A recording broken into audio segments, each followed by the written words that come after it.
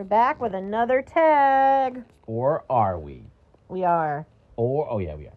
All right, this is called The Book Feast, and this is Sounds from delicious. Feasting Females, and this is meals that are made of books. Delicious. All right, so the first one is an appetizer. A short story or novella that you would love to see expanded. You tell me if you know in advance what you have. Okay. Okay, you do not or you do? Yeah, sure. Okay. Sure. I don't, but I'll just go anyway. Okay. I'm gonna go with The Mist because it sort of ends in a cliffhanger sort of thing. And I want to see what happened. Expand it. It's already like 120 pages. Why not make it 350 or more or whatever? I'm going to say a most dangerous game. The most dangerous game. Yeah, that's a good one. Because I think that could be a really, really fun, like, extended thriller. Yeah. So that one. That's a good one. All right, for salad bar, pick 3 ingredients, plot, trope, writing elements, etc., that would make up your perfect book salad. Okay. I need some kind of quality payoff. That can be via a twist or revenge or some kind of like redemption. I don't care. But I need something at the end that pays off having read the book. I want some characters of depth that I like and want to be interested by. So I don't have to like the character specifically, but I have to want to follow along into the character. I have to find them to be interesting. And I want well-crafted, well-written writing. You know, it has to be, doesn't have to be the best in the world, doesn't have to be like purple prose and stuff, but it has to be like well-executed and solid and good. Okay, for me, I need characters that are interesting. So they, like he said, they don't have to be characters I like. I can absolutely hate them if I enjoy reading about them. So just characters that are interesting to read about, even if unlikable. Because you can be unlikable in a fun way. I already said that. Not intolerable, though, or insufferable. Right. So, interesting characters, authentic characters. Mm-hmm. So I need, like, an authentic everything. Like, everything in it has to feel realistic. And that doesn't mean it can't be a fantasy. I mean, I have liked some fantasy, although I do tend to prefer, like, some sense of realism in it. But it can be, like, authentic to its world. But whatever rules you set up in your story need to be consistent and authentic. It needs to feel feasible, plausible, etc.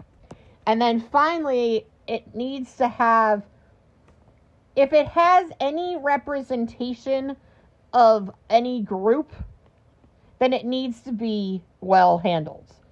I can't stand when people are like, hey, look, here's my token character of this marginalized group. And also, they have this thing like mental health issues, or they're disabled, or they are a person of color. But that is only here so I can say I have it. And then it never comes up again, or if it comes up again, even worse, it comes up in a very, very, like, stereotypical sort of, like, off-putting way. So if you're going to have any kind of representation of anything, which you probably are because you're writing books about humans, then at least do your damn research. So I don't even know, it doesn't even have to be representation in terms of like, do your research. If you have a teacher in the book, learn something about what goes on in a classroom. If you have a pilot, learn about how a plane works. Just know what you're talking about. Yeah. That stuff drives me nuts. You're an expert nose snood designer, then you best learn about nose snoods. Dang it. All right, next is Dosa Station. I don't even know what a dosa is. And this is a small book that packs a punch. Badlands of Heart? I think we did this before in ours. We had it as our halloumi, wasn't it? Was it? Oh, maybe when I go with True Grit, probably. No, I don't remember what you did. All right. Well, I'll just keep answering True Grit for all that. Why don't you say Badlands of Hark? You just did. You just told me you always get mad when I list Badlands of Hark. No, you can use Badlands of Hark. So anyway, maybe the most expertly crafted book in the history of words, Badlands of Hark.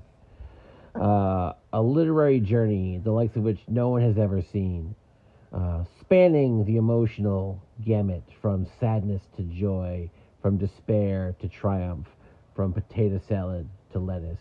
Badlands of Hark has it all. Okay. I was gonna go with something by T. Kingfisher, but I kind of do that a lot whenever it talks about like small books packing a punch. So I'm gonna go with My Last Innocent Year because it wasn't very long, and it was one of those books that has so much like weight on underlying like the story. Like there was so much depth to just the short lines that I thought were very impactful. Next is Pasta, a book that leaves you satisfied and full.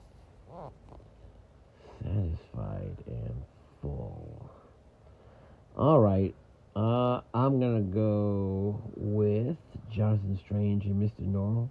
That's a pretty long book. It's got a lot in there, but it's pretty satisfactory. Things are concluded well. Characters are interesting. And that's what I have to say about that. All right. I'm going to go with anything by Alice Feeney because her books they just work for me. Like, I often feel like I feel complete, like she covers a lot of like twists. She has a lot of twisty points, but at the end, there aren't loose ends. Like everything is tied up in a way that is satisfying, and I'm just happy with the ending. So any of her books. I'll just to throw one that's I haven't used a lot. I'm going to say Rock, Paper, Scissors. Okay. There's Spock. All right, Beef, a Hardy book. A Hardy book. Okay. I'm gonna go with Infinite Jest because that is a big beefy read. It's like 1,200 pages plus another 200 pages of footnotes that are extremely dense. I don't want to say so much it's confusing so much as it's very strange. And there's a lot going on in it, and I didn't understand some of it. Beef. I'm going to say The Stand because I'm still reading you didn't that. Finish it. Veto. And it's taken forever because it's quite hardy. You only read like a third of it. Yeah, and like 8 books have happened already. Would you send the beef back to the kitchen because you didn't finish it? I will finish it. All right, the next one is Breadbasket, something you and your friends fight over. Daniel's... No. The Gables chick.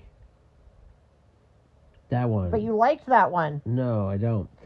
But Daisy Darker. Oh, yeah, Daisy Darker is a good example of a book that's terrible that a lot of people really like.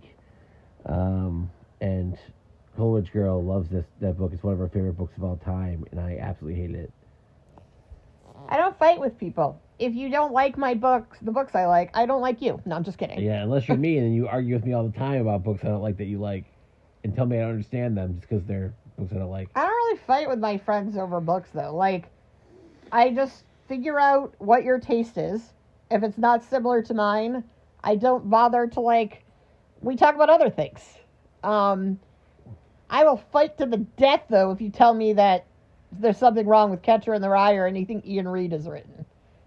What did you write? Is that the high school janitor Yes. death thing or whatever? I'm thinking of ending things. Oh, yeah. That was okay. All right. Next one is Cheese Room, a book with a happily ever after. Princess Bride. Everything works out in the end. And it's funny. You just said Love and Gelato. You're reading that. I didn't finish it yet, though. You know it's going to have a happy ever after. You're ruining it. Spoilers. I mean, anything in romance, obviously. I'm trying to think of, like, one that I thought had, like, a very satisfying ending. I'm going to say Nettle and Bone, even though I wasn't going to use Teen Kingfisher, because it does, like, it is a fairy tale, and it has sort of, like, the fairy tale happily ever after. All right, and the last one is Chocolate Fountain. When you find a new series or author you like, do you dip in and out, or do you jump in all at once? I dip in and out, but I probably dip in pretty frequently. So if something I really like, I'll read a book by theirs, and I'll put some books between it, and then I'll read it again. So I'm like, I won't go like a long time without reading their stuff, but I definitely won't read like a bunch in a row. Because if I read too much of one person in a row, their sort of traits begin to annoy me because I identify everyone's writing traits, and they begin to piss me off if I see them too often. So I can't. So even if the person's really, really good, I can't read too much of it in a row.